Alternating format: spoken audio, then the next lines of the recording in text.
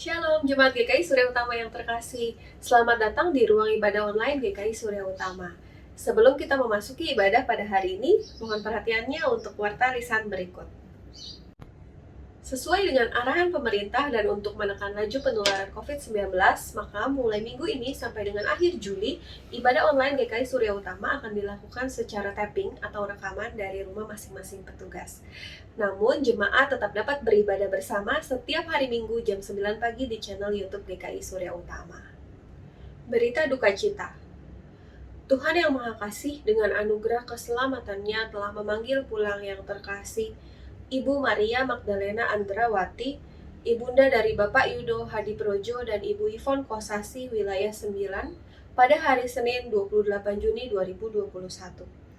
Jenazah telah dimakamkan pada hari Selasa 29 Juni 2021 di San Diego Hills Memorial Park.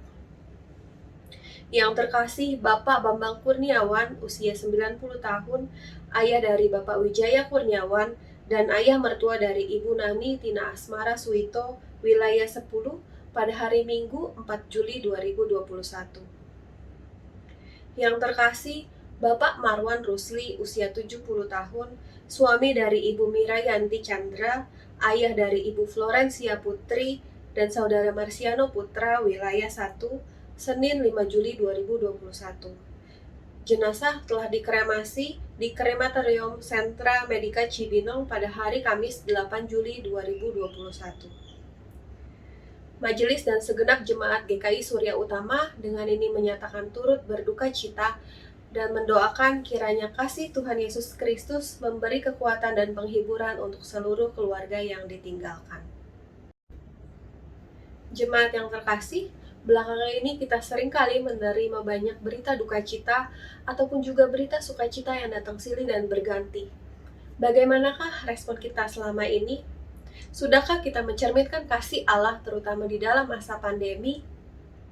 Mari kita saling berbagi, saling menguatkan, saling mendoakan di dalam persekutuan online GKI Surya Utama Meet and Share.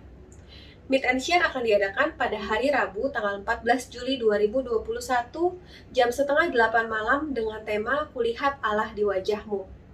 Jemaat sekalian diundang untuk hadir dan kita bersekutu bersama di dalam Meet and Share pada tanggal 14 Juli 2021. Demikianlah warta lisan hari ini. Selamat beribadah dan Tuhan Yesus memberkati.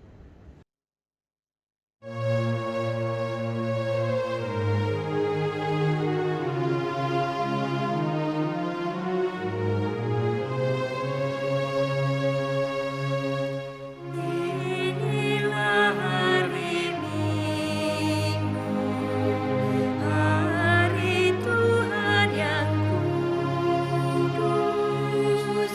Semua orang percaya bergegas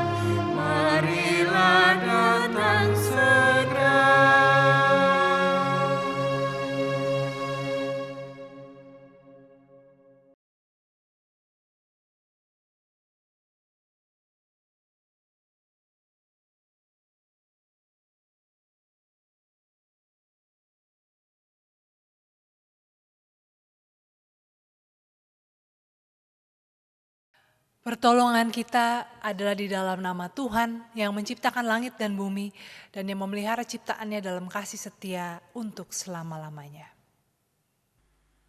Amin,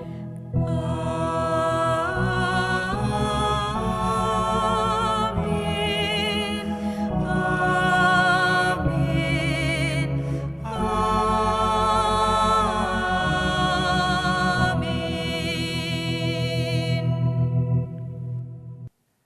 Salam sejahtera bagi saudara-saudara yang datang di dalam nama Tuhan. Tuhan menyertai saudara sekalian. Saudara-saudara, selamat hari Minggu dimanapun saudara berada. Tema kita hari ini bicara tentang pandai mendengar dan berkata-kata yang benar. Saudara-saudara, sebelum kita bisa bicara, kita sudah bisa mendengar. Biasanya begitu. Manusia ketika lahir belum bisa bicara, tapi manusia tanpa halangan pendengaran sudah bisa mendengar. Tetapi seiring waktu berjalan, semakin kita bertambah usia, bertambah dewasa, ternyata kita lebih suka bicara, lebih suka didengar daripada mendengar. Oleh karena itu hari ini kita mau belajar bagaimana menjadi anak-anak Tuhan yang mau belajar mendengar dengan sungguh-sungguh sehingga kita pun mampu melakukan apa yang benar dan apa yang keluar dari perkataan kita juga adalah hal-hal yang merupakan kebenaran.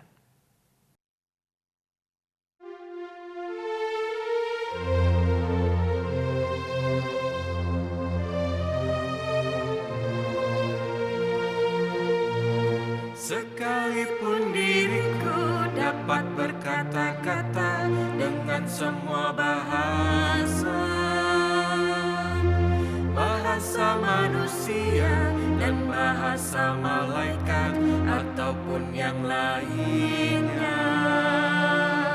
Tapi jika aku tak mempunyai kasih, aku serupa gong yang menggema dan canang yang gemerinci.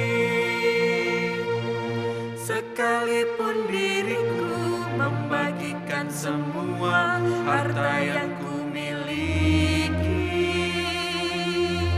bahkan aku serahkan tubuh jiwa ragaku dibakar pun kusudi. Tapi jika aku tak mempunyai kasih, tiada berguna lagi diriku, tiada berguna diriku.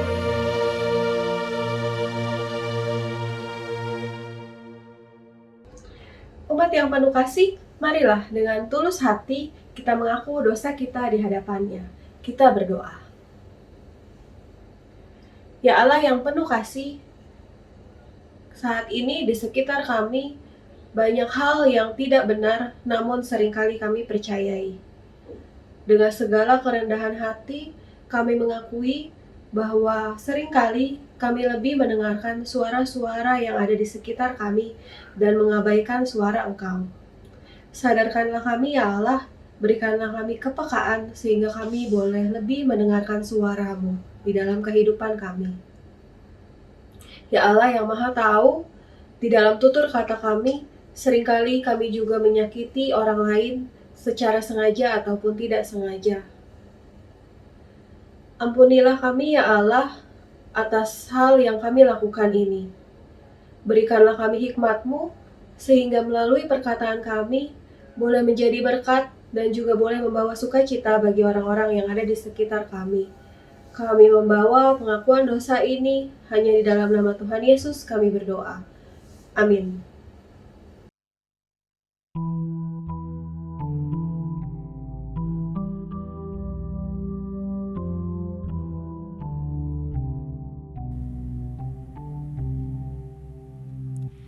Engkau sabar menanti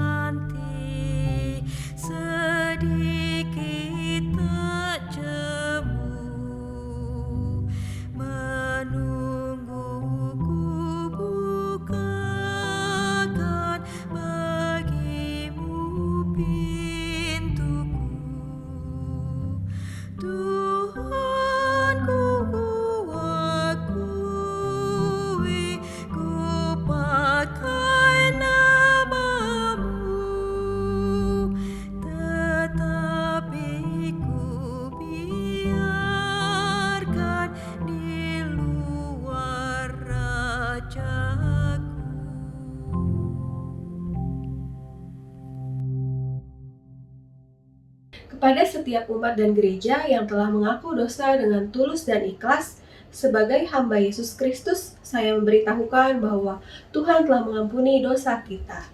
Yesaya 1 ayat 18. Marilah, baiklah kita berperkara. Firman Tuhan, sekalipun dosamu merah seperti kirmizi, akan menjadi putih seperti salju. Sekalipun berwarna merah seperti kain kesumba, akan menjadi putih seperti bulu domba. Demikianlah berita anugerah dari Tuhan.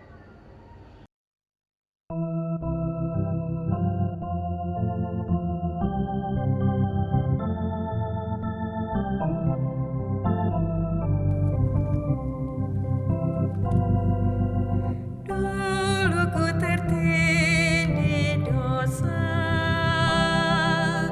oleh malu terbeban. Tangan Yesus menyentuhku,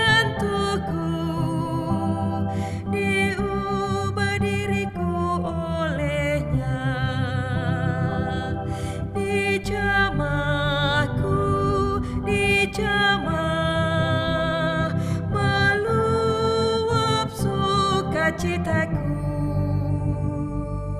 Tuhan Yesus menjamahku, diriku menjadi baru.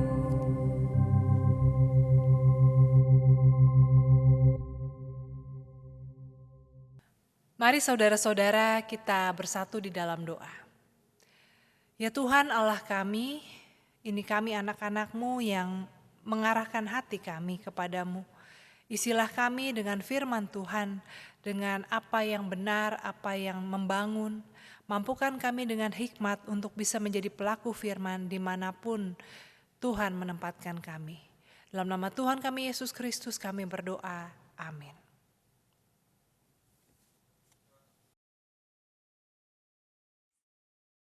Pembacaan kitab Amos 7 ayat 7.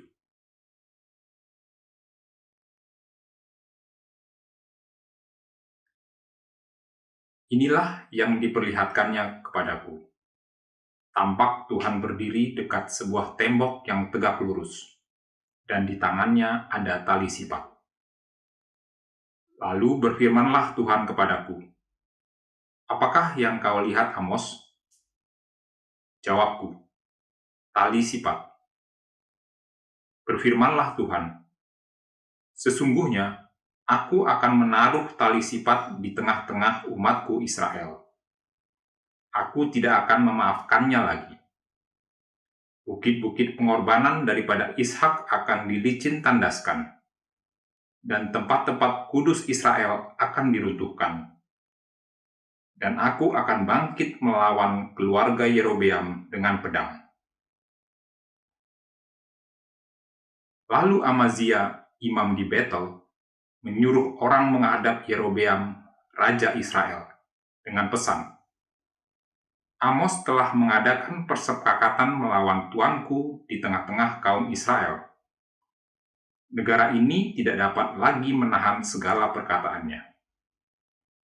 Sebab beginilah dikatakan Amos, Yerobeam akan mati terbunuh oleh pedang, dan Israel pasti pergi dari tanahnya sebagai orang buangan." Lalu berkatalah Amazia kepada Amos, "Pergilah, nyahlah ke tanah Yehuda. Carilah makananmu di sana, dan bernubuatlah di sana. Tetapi jangan lagi bernubuat di Betel, sebab inilah tempat kudus raja, inilah bait suci kerajaan." Jawab Amos kepada Amazia, "Aku ini bukan nabi, dan aku ini tidak termasuk golongan nabi. Melainkan aku ini seorang peternak dan pemungut buah ara hutan. Tetapi Tuhan mengambil aku dari pekerjaan menggiring kambing domba. Dan Tuhan berfirman kepadaku, pergilah, bernubuatlah terhadap umatku Israel." Demikianlah sabda Tuhan.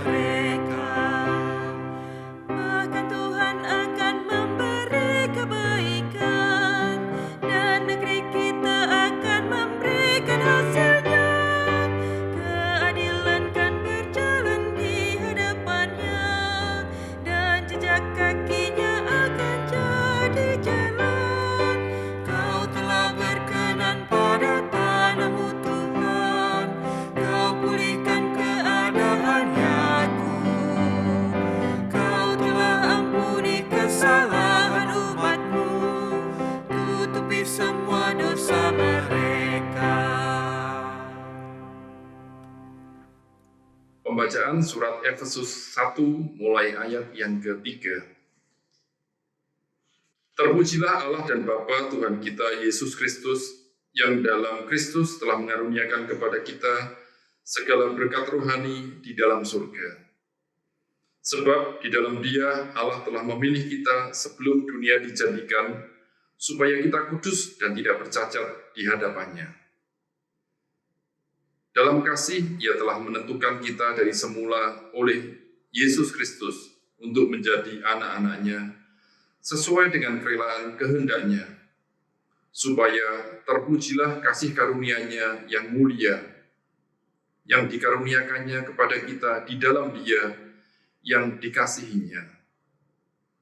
Sebab di dalam Dia dan oleh darah-Nya kita beroleh penebusan, yaitu pengampunan dosa, menurut kekayaan kasih karunia-Nya, yang dilimpahkannya kepada kita di dalam segala hikmat dan pengertian. Sebab Ia telah menyatakan rahasia kehendak-Nya kepada kita sesuai dengan rencana kerelaannya, yaitu rencana kerelaan yang dari semula telah ditetapkannya di dalam Kristus, sebagai persiapan kegenapan waktu untuk mempersatukan di dalam Kristus sebagai kepala segala sesuatu, baik yang di surga maupun yang di bumi. Aku katakan di dalam Kristus, karena di dalam Dialah kami mendapat bagian yang dijanjikan. Kami yang dari semula ditentukan untuk menerima bagian itu sesuai dengan maksud Allah, yaitu yang di dalam segala sesuatu bekerja menurut keputusan kehendak-Nya, supaya kami yang sebelumnya telah menaruh harapan pada Kristus, boleh menjadi puji-pujian bagi kemuliaan-Nya. Di dalam Dia, kamu juga, karena kamu telah mendengar firman kebenaran, yaitu Injil keselamatanmu, di dalam Dia, kamu juga, ketika kamu percaya, dimeteraikan dengan Roh Kudus yang dijanjikannya itu. Dan Roh Kudus itu adalah jaminan bagian kita sampai kita memperoleh seluruhnya, yaitu penebusan yang menjadikan kita milik Allah untuk memuji kemuliaan-Nya. Demikianlah sabda Tuhan.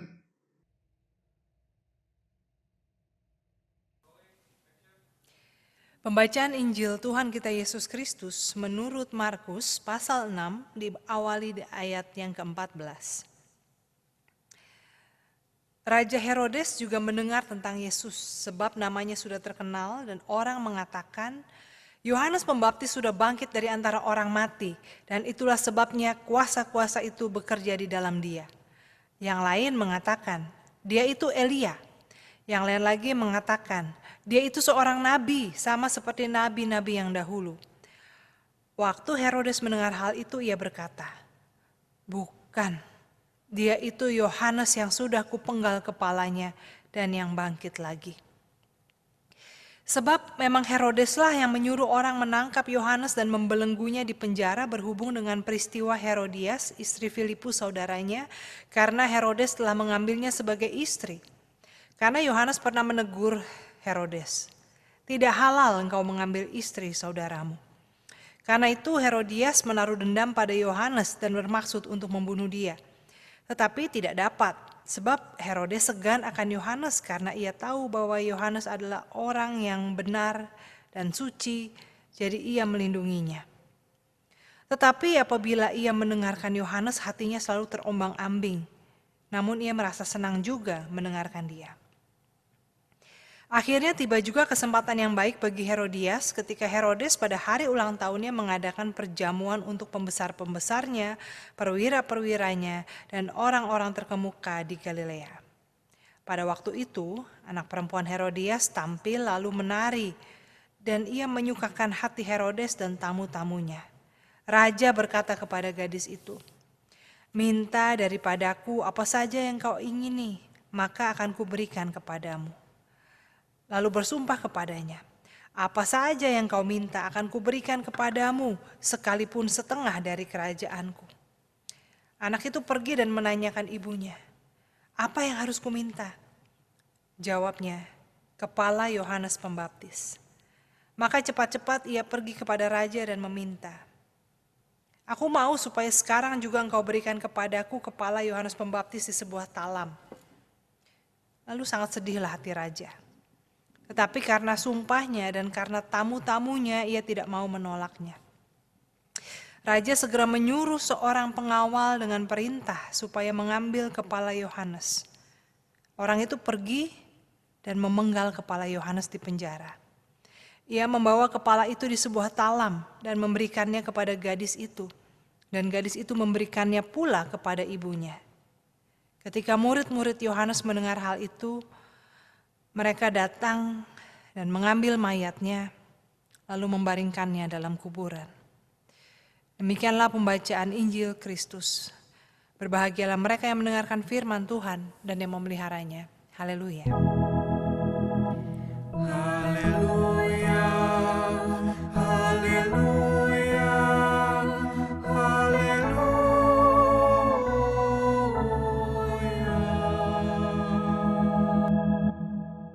Saudara-saudara, saya tidak bisa membayangkan seperti apa tarian dari anak gadis Herodias yang begitu memukau raja dan para pembesar, yang tentunya bukan hanya sekali dua kali melihat tarian yang mempesona, tapi begitu memukaunya sampai setengah dari kerajaan dijanjikan kepadanya.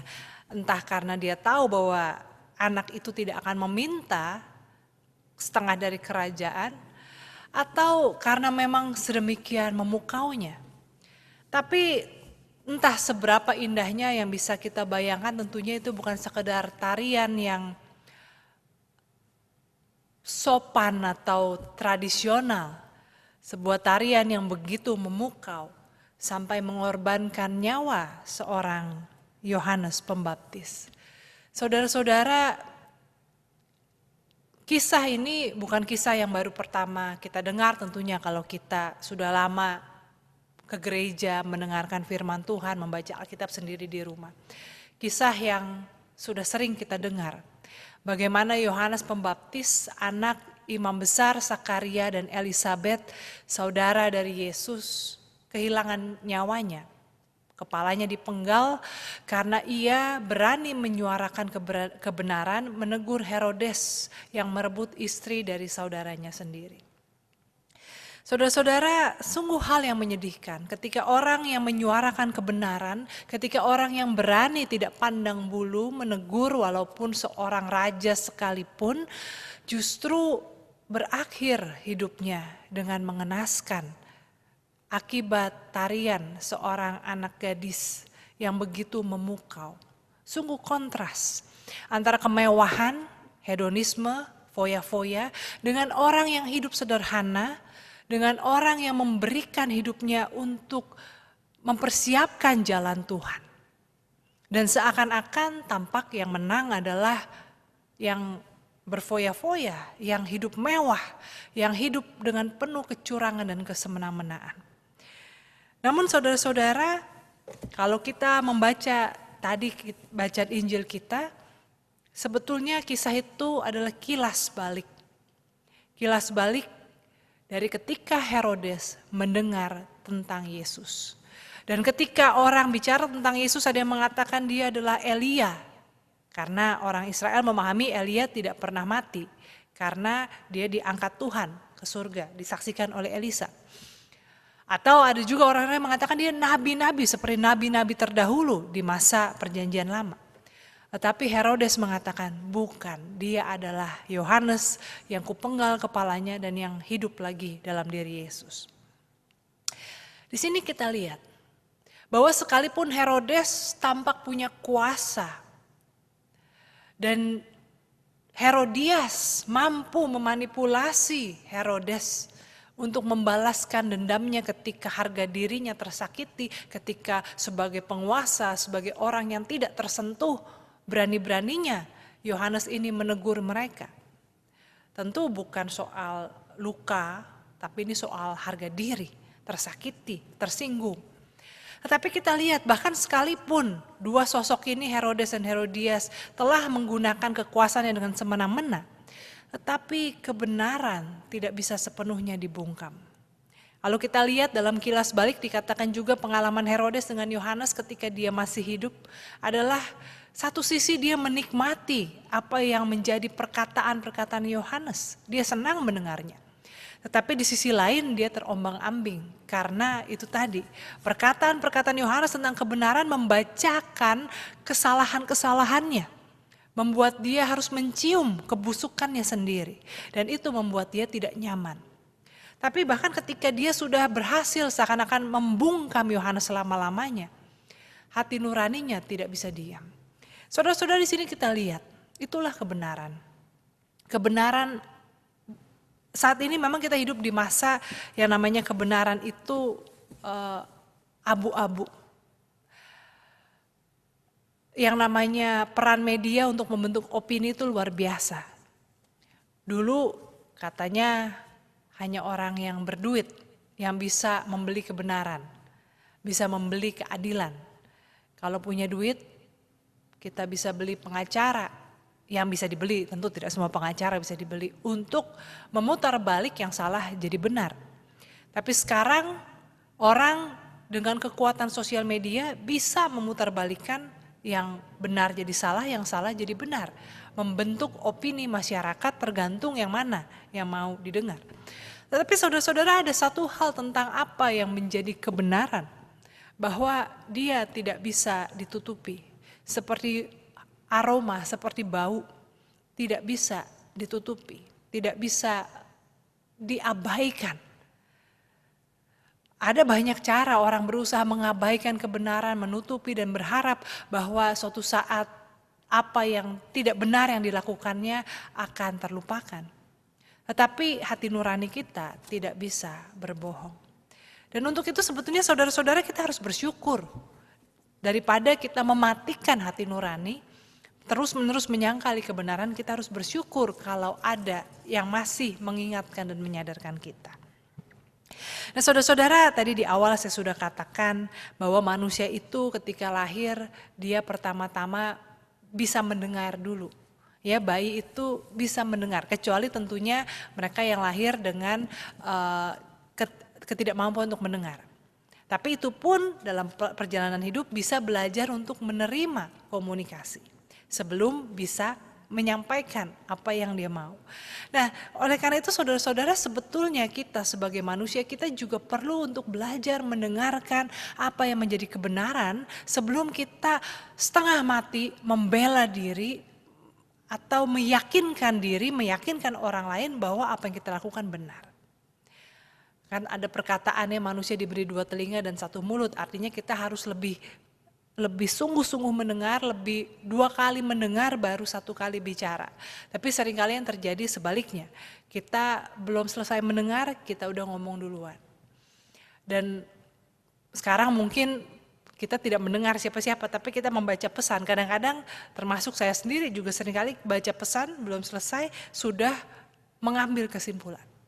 Nah di sini kita mau belajar saudara-saudara bahwa untuk kita bisa bertumbuh dalam kebenaran kita harus mau belajar untuk mendengar. Dan sebetulnya pendengaran kita itu tidak bisa ditipu. Ya, perkataan bisa kita manipulasi. Kita mau ngomong yang jelek, kita bisa berkata yang bagus. Tetapi ketika kita mendengar sesuatu, kita nggak bisa pilih-pilih. Saya nggak mau dengar yang itu, saya tutup kuping kalau kamu lagi ngomong yang nggak enak. Kalau kamu lagi muji-muji saya buka telinga saya. Nggak bisa. Apa yang kita dengar, itulah yang akan masuk ke dalam diri kita. Nah oleh karena itu saudara-saudara, bagaimana sikap kita ketika kepada kita dibukakan kebenaran, walaupun mungkin tidak nyaman, walaupun mungkin kita pengennya tutup telinga atau menyingkirkan kebenaran itu, tapi mari kita belajar. Saudara-saudara, saya tahu ini lagi masa pandemi dan orang sudah bosan, sudah jenuh ngomongin soal pandemi. Tapi rasanya juga tidak tepat ketika di tengah krisis pandemi, lalu khotbah menyampaikan firman Tuhan dan bicara seakan-akan tidak terjadi apa-apa. Saudara-saudara, saya mau mengajak kita untuk melihat bahwa pandemi COVID-19 ini, walaupun saya tahu banyak yang sudah, capek deh jangan ngomongin itu, tapi pandemi ini sebetulnya adalah bentuk kebenaran yang tidak bisa dibungkam, kebenaran yang tidak bisa disangkal dan tidak bisa diabaikan. Tahun lalu di awal pandemi masuk ada banyak sikap denial ya, mengatakan enggak lah kita nggak akan kena, orang Indonesia begini begitu dan sebagainya, kita akan baik-baik saja. Tapi ternyata pandemi masuk. Saya pikir kita belajar di awal pandemi, tapi dengan cepat kita segera kembali ke kehidupan kita sebelumnya. Kita kembali abai. Lalu kemudian terjadi perdebatan, apakah vaksin itu perlu atau tidak, berbahaya atau tidak, ini konspirasi atau tidak dan sebagainya. Dan akibat kita terus-menerus berdebat tentang apa yang benar dan tidak, dan memilih untuk menutup telinga atau menutup mata pada contoh-contoh yang sudah jelas, maka kita sekarang tiba di sini. Minggu ini Indonesia di dunia ini kasus terberat ketiga sesudah Brasil, India, dan Indonesia. Kasus yang tertinggi. Dan sebetulnya kita punya waktu 2 bulan untuk belajar dari negara India, tapi tampaknya kita kurang sigap dalam belajar. Dan sekali lagi saya katakan pandemi ini sebetulnya inilah bentuk kebenaran yang membuat orang tidak bisa menyangkal. Saya tidak mengatakan pandemi itu kebenaran. Tapi ini contoh bagaimana ketika sesuatu itu terjadi walaupun kita tidak mau mendengarnya, kita tidak mau menghadapinya, tapi kita tidak bisa menghindarinya. Dan justru cara terbaik adalah untuk mau mengakui apa yang salah, apa yang kurang dari diri kita, dan mau belajar untuk berubah, bertobat, dan bagaimana dengan hikmat mempersiapkan diri untuk menghadapi segala kemungkinan termasuk yang paling buruk sekalipun. Seandainya Herodes mendengarkan nasihat Yohanes dan dia mau merendahkan hati, mau bertobat, mau mengakui kesalahannya, siapa sih yang akan menghukum dia? Siapa sih yang akan mempermalukan dia? Justru sebaliknya mungkin orang akan kagum terhadap dia. Tapi dia memilih jalan yang lebih hina dengan memenjarakan orang yang bicara tentang kebenaran dan bahkan membunuhnya. Saudara-saudara, pandemi mengajak kita untuk memilah mana yang penting dan mana yang tidak. Ada banyak cara hidup yang semaunya yang di masa pandemi ini sama sekali tidak bisa dilakukan. Dan justru itu mengajak kita untuk melihat bahwa yang selama ini kita benarkan, kita justifikasi, tidak lagi bisa kita benarkan. Dan inilah saatnya untuk kita bertobat. Tentu bukan berarti orang yang terkena virus artinya berdosa atau kita sebagai bangsa sedang dikutuk, tidak. Karena ini seluruh umat manusia di muka bumi mengalami pergumulan yang sama. Namun bagaimana kita mau merendahkan hati untuk bertobat, untuk belajar, dan untuk mau menguatkan diri, mempersiapkan yang terburuk sambil tetap berharap yang baik, itu yang perlu kita lakukan. Saudara-saudara, yang sering kali terjadi adalah ketika kebenaran dalam bentuk krisis itu muncul, yang muncul juga dari diri kita adalah hal-hal yang otentik. Apakah itu otentik kebaikan, keberanian, sikap mau berkorban, atau sebaliknya kepengecutan, keegoisan, sikap serakah, atau oportunis memanfaatkan kesempatan. Berkali-kali setiap kali pandemi terjadi sikap konyol manusia yang memborong barang-barang, yang menaikkan harga karena kebutuhan yang tinggi. Saudara-saudara, kapan kita mau belajar? Kapan kita mau mendengar kebenaran itu dan mengubah sikap kita sehingga yang keluar dari diri kita bukan soal perkataan tapi seluruh sikap hidup kita adalah kebenaran yang membawa damai sejahtera. Pandemi sudah memasuki tahun yang kedua dan menurut banyak orang, menurut banyak ahli ini belum puncaknya. Dan kalau kita tidak sungguh-sungguh berubah, bukan hanya soal protokol kesehatan, cara hidup sehat, tapi juga sikap kita. Bagaimana kita memikirkan sesama kita. Bagaimana kita mau berbagi dengan yang lain. Kalau kita tidak sungguh-sungguh belajar, maka perjalanan yang berat ini, masa-masa yang suram ini hanya akan menjadi kebenaran yang tidak menyenangkan, yang terus-menerus berdenging di telinga kita, yang akan membuat kita gelisah dan tidak bisa luput dari kenyataan. Dan ini akan menjadi semakin lama, semakin panjang. Saudara-saudara, tentu kita semua mau belajar.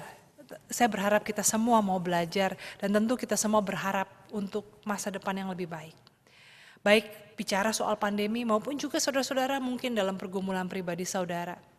Ada kebenaran yang sedang Tuhan sampaikan. Tuhan sedang membuka mata saudara, membuka telinga saudara dan memberikan kebenaran. Dengarkanlah itu. Dengarkanlah walaupun tidak enak. Sama seperti kalau tubuh kita sakit, kita mesti periksa. Kadang-kadang kan orang, aduh gak usah lah, ntar kalau periksa jadi tahu. Kalau udah tahu jadi pusing, jadi kepikiran. Tapi tidak tahu bukan berarti tubuh jadi sembuh, jadi sehat.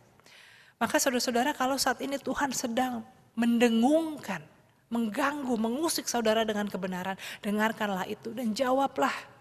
Jawablah dalam kerendahan hati dan kesungguhan untuk hidup benar.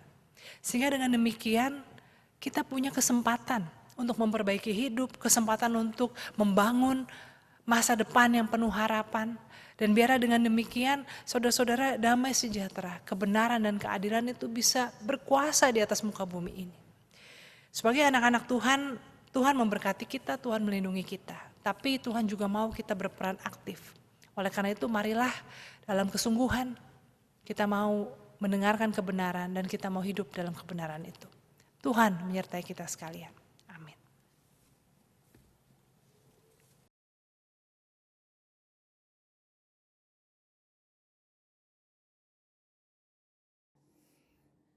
Dalam persekutuan kita dengan umat Allah di segala tempat dan di sepanjang waktu, dan dengan mengingat pengakuan pada baptisan kita, marilah kita mengikrarkan pengakuan iman rasuli.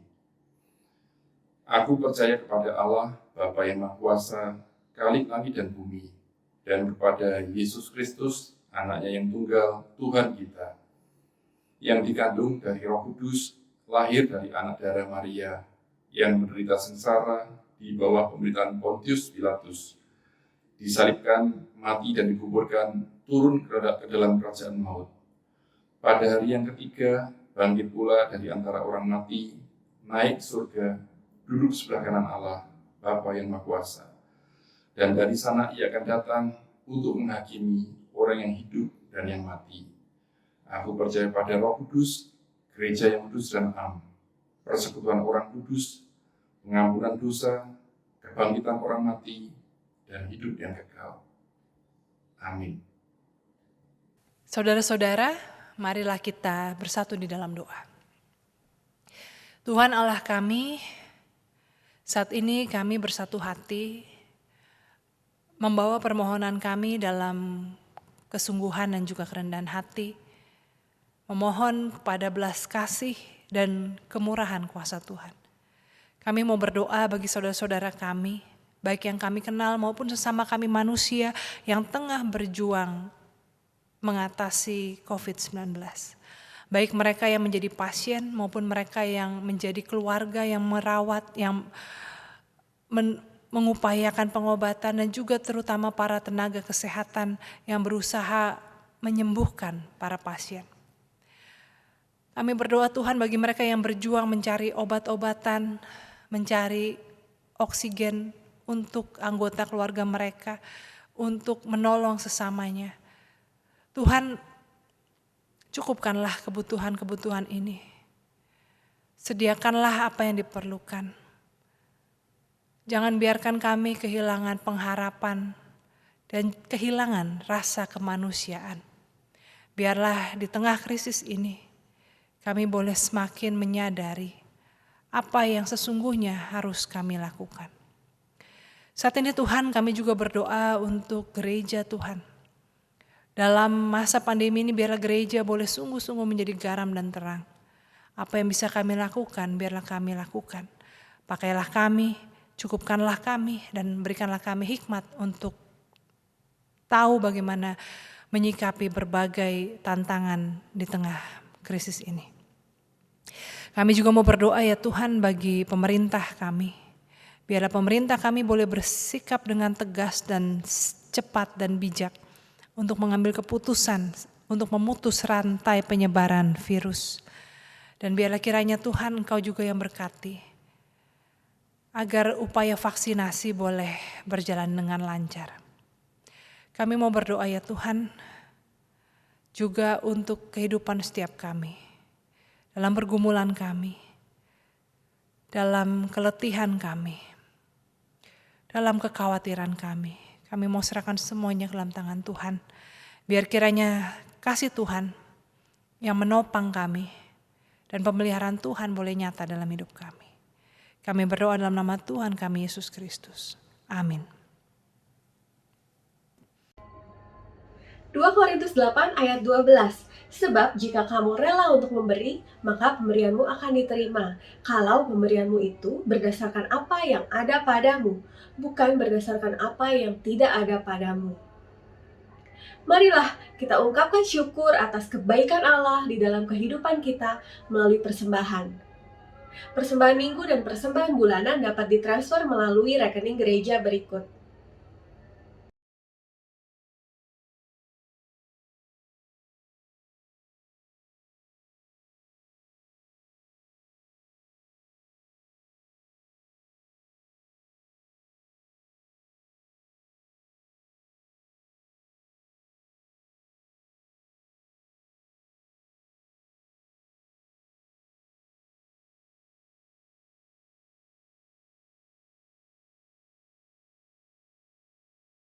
Mari kita bawa persembahan kita.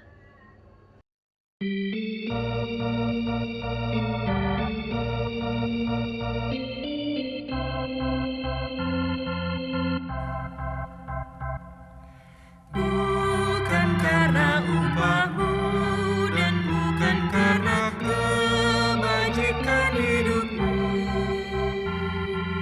bukan persembahanmu dan bukan pula hasil perjuanganmu. Allah mengampuni kesalahan umatnya oleh karena kemurahannya. Melalui pengorbanan putra tunggalnya, ditebusnya dosa manusia. Bersyukur, hai bersyukur, kemurahannya pujilah. Bersyukur, hai bersyukur, selamanya. Janganlah kau bermegah dan jangan pula meninggikan dirimu. Baiklah selalu merendah dan hidup dalam kemurahan kasih-Nya. Keangkuhan tiada berkenan kepadanya, orang sombong direndahkannya. Yang lemah dan hina dikasihi-Nya penuh, yang rendah dan ditinggikannya. Bersyukur, hai bersyukur, kemurahannya pujilah. Bersyukur, hai bersyukur, selamanya.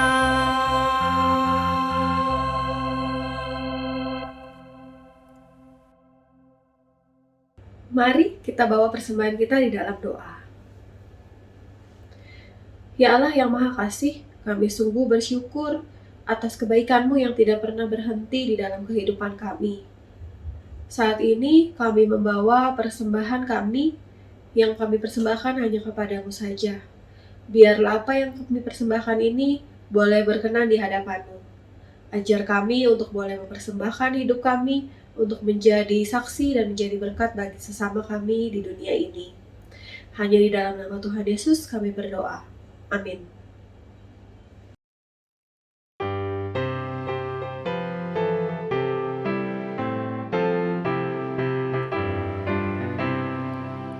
Kita harus membawa berita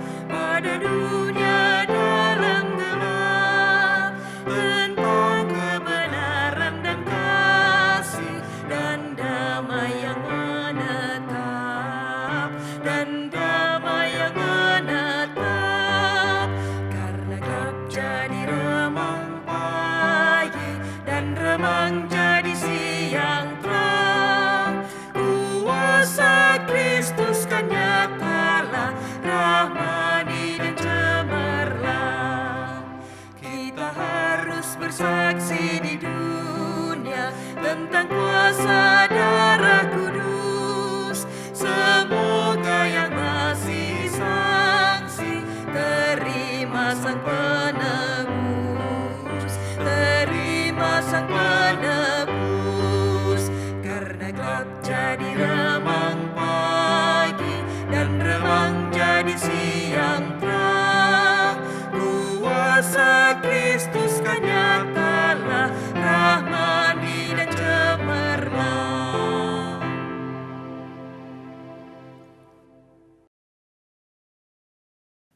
Saudara-saudara, arahkanlah hatimu kepada Tuhan. Jadilah saksi Kristus.